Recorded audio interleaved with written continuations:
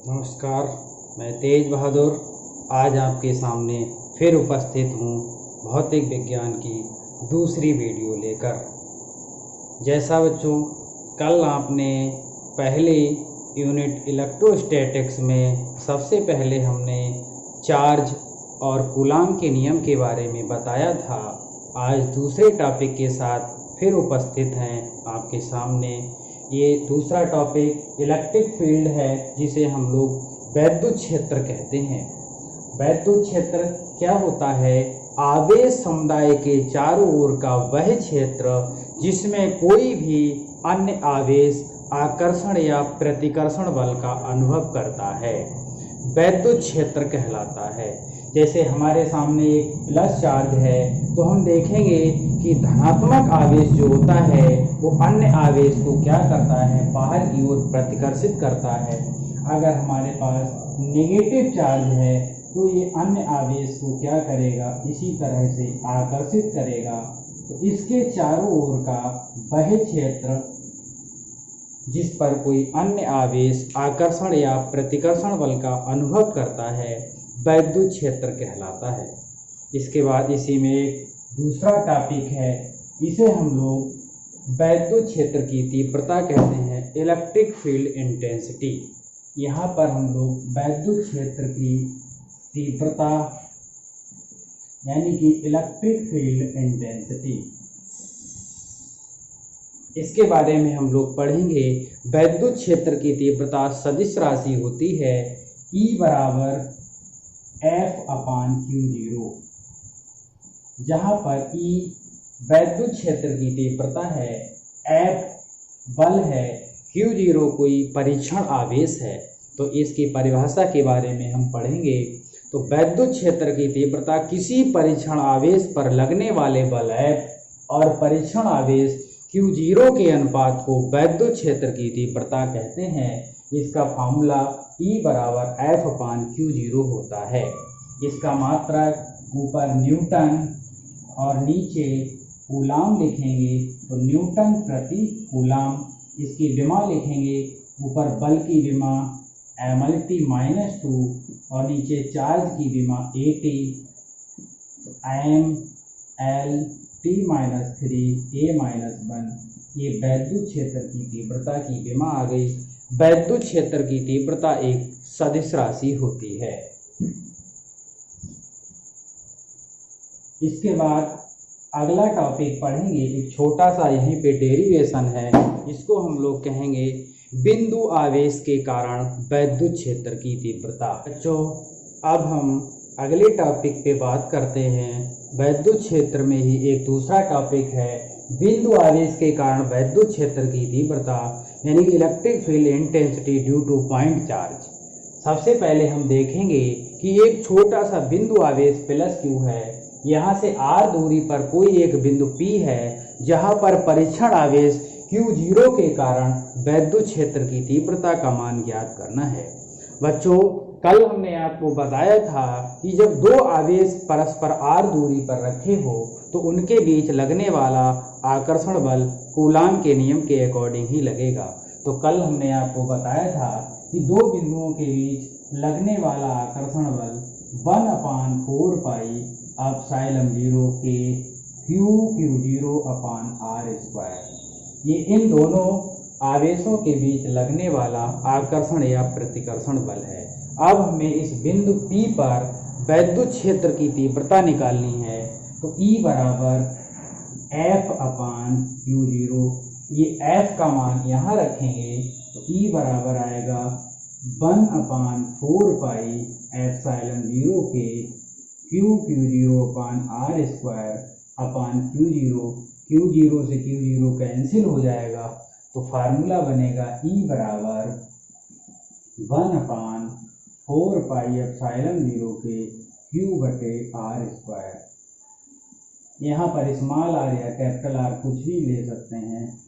ये फार्मूला आ गया बिंदु आवेश के कारण वैद्युत क्षेत्र की तीव्रता। नोट करेंगे और इसको पुनः एक बार समझेंगे। एक बिंदु आवेश प्लस Q है, यहाँ से r दूरी पर कोई बिंदु P है, जहाँ पर परीक्षण आवेश के कारण वैद्युत क्षेत्र की तीव्रता का मान ज्ञात करना है तो सबसे पहले इन दोनों के कारण लगने वाला बल और तीव्रता E बराबर F/Q0, F की वैल्यू यहाँ रखेंगे, Q0 से Q0 कैंसिल हो जाएगा, ये E बराबर 1/4πε0 Q/r², ये बिंदु आवेश के कारण वैद्युत क्षेत्र की तीव्रता है। अब अगले टॉपिक की तरफ हम चलते हैं, इसका नाम है वैद्युत बल रेखाएं, इलेक्ट्रिक लाइन ऑफ फोर्स। बच्चों देखेंगे कि वैद्युत बल रेखाएं क्या होता है। सबसे पहले इलेक्ट्रिक लाइन ऑफ फोर्स की बात करेंगे। एक आवेश +Q और दूसरा आवेश -Q होता है तो वैद्युत बल रेखाएं क्या होती हैं, ये धन सिरे से प्रारंभ होकर ऋण सिरे में समाप्त होती हैं इस तरह से, और एक दूसरे से ये समान दूरी पर होंगी। इस तरह से ये वैद्युत बल रेखाएं हैं। तो इसकी सबसे पहले हम लोग डेफिनेशन लिखेंगे कि वैद्युत क्षेत्र में खींचा गया वह काल्पनिक निष्कोणीय वक्र जिस पर स्वतंत्र व एकांक धनावेश चलता है, इसको हम लोग वैद्युत बल रेखाएं, इलेक्ट्रिक लाइन ऑफ फोर्स कहते हैं। इसके बाद हम लोग वैद्युत बल रेखाओं की प्रॉपर्टीज लिखेंगे। तो बच्चों पहली प्रॉपर्टीज होती है नंबर 1, वैद्युत बल रेखा का गुण, ये रेखाएं धन सिरे से प्रारंभ होकर ऋण सिरे में समाप्त होती हैं। दूसरी प्रॉपर्टी है कि ये रेखाएं एक दूसरे से समान दूरी पर होती हैं। तीसरी प्रॉपर्टीज, ये रेखाएं एक दूसरे की खिंची हुई लचकदार डोरी के समान होती हैं। अब हम अगले टॉपिक के साथ आपके सामने उपस्थित हैं। इसमें अगला टॉपिक है इलेक्ट्रिक डाइपोल, इसको हम लोग वैद्युत द्विध्रुव कहते हैं। आप लोगों ने अभी आवेश के बारे में भली भांति अध्ययन कर लिया है। अब द्विध्रुव के बारे में हम बात करेंगे, यानी कि एक ऐसी संरचना, एक ऐसी रचना जिसमें दो विपरीत प्रकार के आवेश कुछ दूरी पर स्थित होते हैं, इसे हम लोग वैद्युत द्विध्रुव कहते हैं। वैद्युत द्विध्रुव के बारे में अगर हम बात करें, हाइड्रोजन क्लोराइड, इसमें एक H+ और एक Cl- आयन होता है, ये भी द्विध्रुव की भांति ही व्यवहार करते हैं। या फिर हम एक NaCl की बात करें, NaCl एक Na+ और Cl-, यानी कि विपरीत प्रकृति के चार्ज जो होते हैं कुछ दूरी पर स्थित होते हैं, जैसे +Q और -Q एक दूसरे से कुछ दूरी पर स्थित होते हैं, इसे हम लोग वैद्युत द्विध्रुव कहते हैं। इसके एग्जाम्पल HCl व NaCl भी होते हैं। अब हम एक इसी में छोटा सा टॉपिक और है, वैद्युत द्विध्रुव आघूर्ण, इसे हम लोग कहते हैं इलेक्ट्रिक डाइपोल मोमेंट। वैद्युत द्विध्रुव आघूर्ण,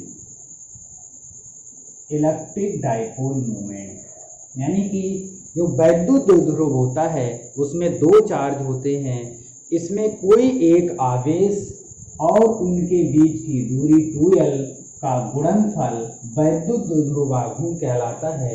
P बराबर Q × 2L, यानी कि P बराबर क्या आएगा, 2QL, ये वैद्युत द्विध्रुव आघूर्ण कहलाएगा। इसमें दो विपरीत प्रकृति के जो चार्ज हैं एक दूसरे से 2L दूरी पर स्थित हैं, तो P बराबर 2QL।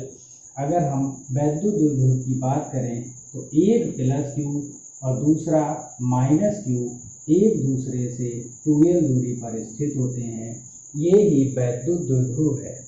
अब हम वैद्युत द्विध्रुव आघूर्ण का मात्रक और विमा के बारे में पढ़ेंगे। तो P यहाँ पर इलेक्ट्रिक डाइपोल मोमेंट है, Q आवेश है और L क्या है, द्विध्रुव के बीच की लंबाई। तो आवेश का मात्रक कूलाम और लंबाई का मीटर होता है, तो यहाँ पर वैद्युत द्विध्रुव आघूर्ण का मात्रक हो जाएगा कूलाम × मीटर।